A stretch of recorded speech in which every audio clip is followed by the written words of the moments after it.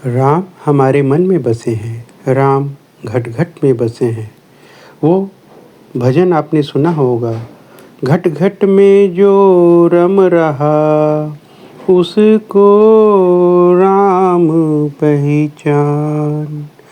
तेरा राम जी करेंगे बेड़ा पार, उदास मन काहे को डरे। तो भाई मैं गायक नहीं हूँ, पर याद आ गया तो मैंने कहा चलो एक लाइन हम आप शेयर कर लेते हैं। राम ने चरित्र पर कभी भी आँच नहीं आने दिया, मर्यादा पुरुषोत्तम कहलाए।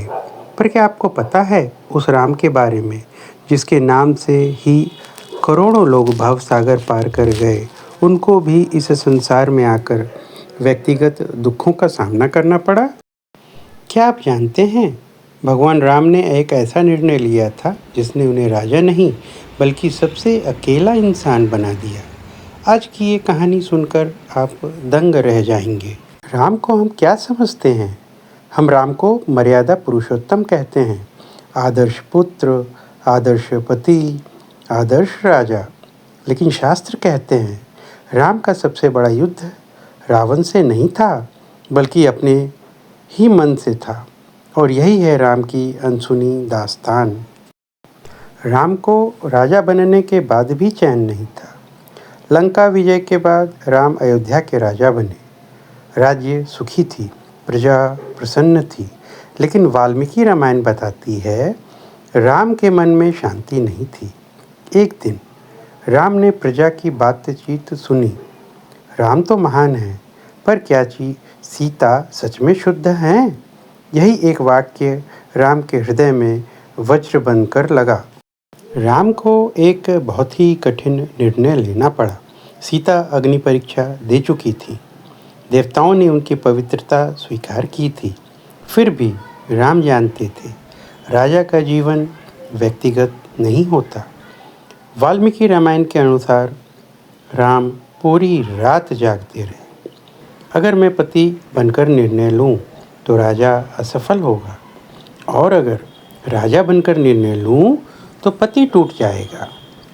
अंत में एक विचार का विजय हुआ, सीता को वनवास मिला। यह एक अनसुना सच है जो बहुत कम लोग जानते हैं। राम ने सीता को स्वयं नहीं छोड़ा, उन्होंने लक्ष्मण को बुलाया और कहा, लक्ष्मण, तुम मुझे पापी समझ सकते हो, लेकिन प्रजा के विश्वास से बड़ा मेरे लिए कुछ नहीं। सीता गर्भवती थी और उन्हें वन में छोड़ दिया गया। राम महल में थे पर भीतर से टूट चुके थे। यही राम का मौन दर्द था। उत्तरकांड बताता है राम ने जीवन भर सीता की जगह खाली रखी।